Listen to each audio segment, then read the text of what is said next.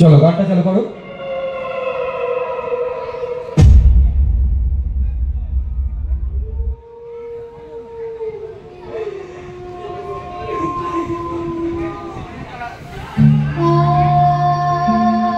না, আমি তো যেমন কাজে যাই সেরকমই কাজে গেছিলাম, কিন্তু আমি তো জানতাম না যে আজই হবে আমার শেষ দিন।